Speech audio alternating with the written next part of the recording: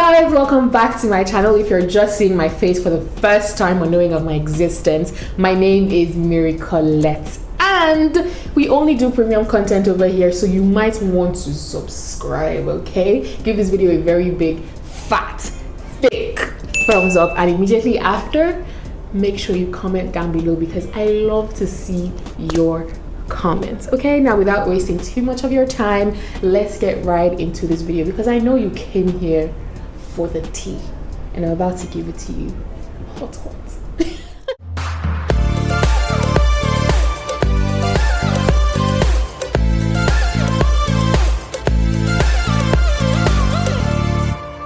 Now, one of my most frequently asked question has to be, Marycolette, how do you shoot your YouTube videos? Marycolette, what do you use? Marycolette, what lights do you use? Marycolette, how is your sound so crisp? Marycolette this, Marycolette that. And I'm not gonna lie, I love these questions because I'm just like, guy, you won't believe, but I use my phone.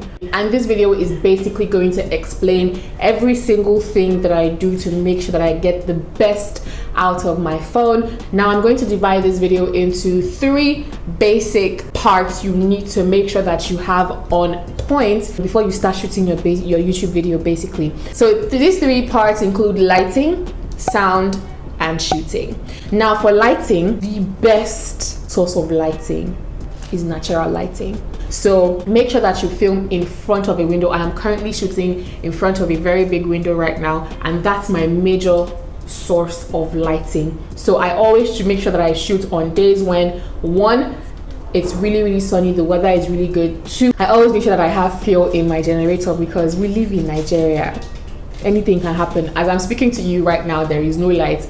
I'm currently using my generator because I also need to use like my house lights as well. I also use a ring light. Now my ring light is my secondary source of lighting. My primary source of lighting is natural lighting. The reason I use my ring light over here is because I just want that, extra lighting, But if you can't afford a ring light just yet, I would advise that you start with your natural lighting as well as your house lights and you're good to go. And whenever you can get a ring light, you get a ring light and add it to your setup. So that's all for lighting. Let's go right into the second one, which is sound. You don't want to have great content and nobody can hear what you're saying. Obviously the sound in your camera is good, but you definitely want to enhance that sound. You want to be able to capture every single thing that you say. So if you want your voice to sound as crisp as mine is sounding right now, I am definitely suggesting that you buy an external microphone. Now this is something that I did not think was necessary in the beginning,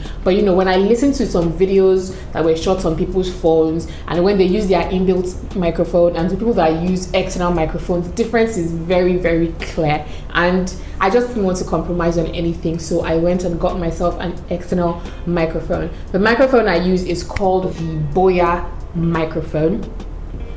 It is currently attached to me right now. You probably can't see it, but I always pin it far away from my mouth because I don't want the sound to be too harsh.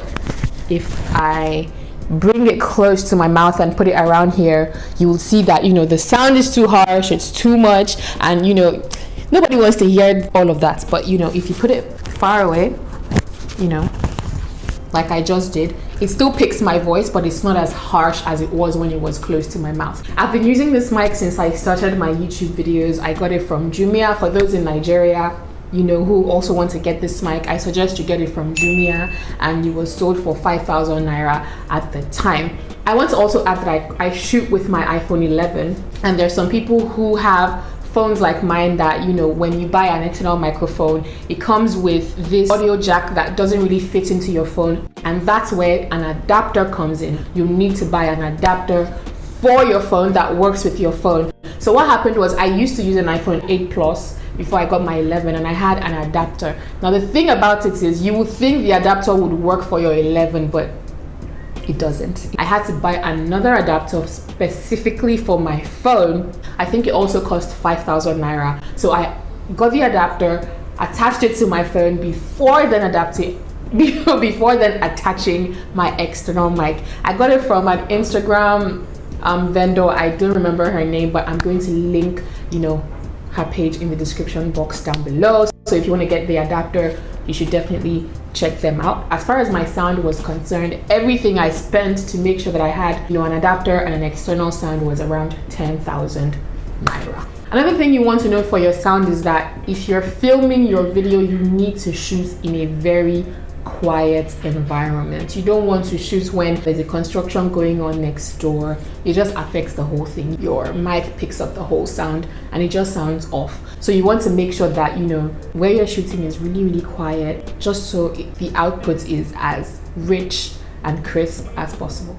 Now that we're done with sound and lighting, let's go to the major part of filming on your mobile phone, which is actually shooting your video. First thing you want to make sure that you're doing is that you're shooting in landscape mode. Never ever ever make the mistake of shooting in portrait mode. Look, you're going to end up having these black borders beside your video and they're just going to look horrible. So you don't want to make that mistake. Make sure that you, first things first, shoot on landscape mode. Next thing you want to make sure of is that you're shooting in the highest resolution and frame rate possible. I shoot in 4K 60 FPS. I know not everybody can shoot in 4K, not everybody's phone has that resolution, but whatever resolution you have, make sure that you shoot at the highest resolution possible. Another thing you want to make sure of is that you're shooting with a tripod. Now the reason why a tripod is necessary is for balance, just to make sure that your phone isn't shaking or it's not falling. When you probably prop it on something, it could fall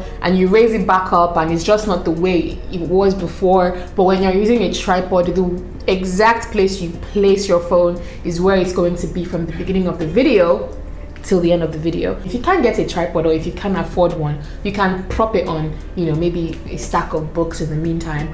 But if you can save towards getting a tripod, I suggest that you get a tripod. You can get all these things on Jumia. Jumia has become one of my favorite places these days. I just go there and check for things that I need, and you always get them. And for vlogs, I suggest that you get yourself a monopod or a mini tripod. It's very, very good for vlogs because, trust me, it also helps with balance. If you're shooting with your phone just holding it like this, there's a chance that it's going to be very, very shaky.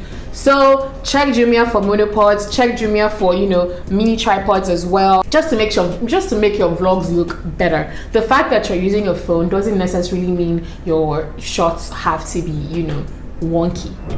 Your shots can be high quality if you get the right equipment and the right things to shoot with. Another thing you want to make sure of, and it's one thing that I see a lot of YouTubers do, oh my gosh, it gives me such a headache. Their background is always so busy. Oh my god, you open the video sometimes and you just see so many things going on in the background and it's just very hard to concentrate on the main character. So I suggest that you try as much as possible to declutter your background. Make sure that you're shooting against a very clean, clear background. If you want to get a backdrop, if you can afford to get a backdrop, you can do that. This is what shooting with a backdrop looks like, but obviously I don't shoot with a backdrop because I like the idea of having lifestyle, the fact that I'm shooting in my living room. I like that idea better than a backdrop. But if a backdrop is what you like, by all means go with it.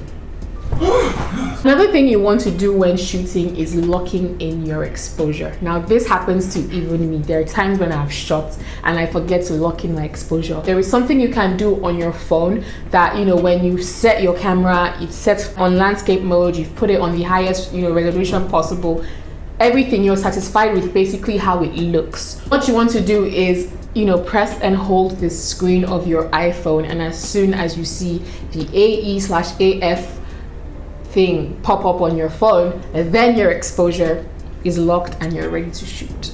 My last tip or my last point of the day is to put everything that your phone has to maximum use. On your phone you have the time-lapse feature, on your phone you have the slow-mo feature, and most of the time you don't even use these things. When you're shooting vlogs, when you're shooting videos, you're shooting b-rolls, you're shooting cutaways, you can definitely use these things. Time-lapse, slow-mo. You're using a phone that costs you thousands of naira. You might as well utilize all the features in your phone to the max, to get the output you want, at least until you can afford your dream camera. And that's all, guys. Look, once you have all these tips that I've given you guys in check, you're good to go. Okay, your videos are going to come out looking mwah. Guys, I must tell you, another reason why I know this much is because I research a lot. Literally, before I started filming my videos, I spent a month researching, watching YouTube videos, how to shoot on my phone, what to do. I asked a lot of questions. If you see someone doing something and you want to know, slide in their DMs and ask them, where did you get this from? How did you do that? You know, there is nothing wrong with asking. What's the worst that can happen? They won't answer you. And so I strongly advise that you do your research before you start filming. Watch as many videos as you can. Watch this video and take what you can from the video as well. And yes, and you're well on your way to filming, you know, the highest possible quality of YouTube videos. Nobody would even believe that you don't have a camera. Take it from me. And yeah, that's all for this video. Oh my gosh, I had so much fun doing this. I hope this answers all your burning questions, because I'm not gonna lie, I get so many questions from people, and I hope I've been able to answer as many questions as possible. I also get questions about how I edit my videos as well. So if you want to see a video on that and you know what I used to edit, drop comments, let me know in the comment section down below, and best believe I'm going to bring a video telling you how I edit. A lot of things that I've said are things that I have personally tried and they've worked for me. I currently use an iPhone, so I don't really have the knowledge on how to shoot on an Android, but I'm very sure that some of these tips can also be applied to Android users as well. It doesn't matter if you use an iPhone 11 or an iPhone 6, you can still shoot high quality videos as long as you use these tips that I've provided in this video. And yes, that's the end of this video. I certainly hope I've been able to help someone or people out there. And yes, I can't wait to see you guys in my next video. Don't forget to give this video a very big fat big thumbs up. Drop comments, subscribe, please subscribe to my channel, and I'll see you guys in my next video. Marycolette signing out. Mwah.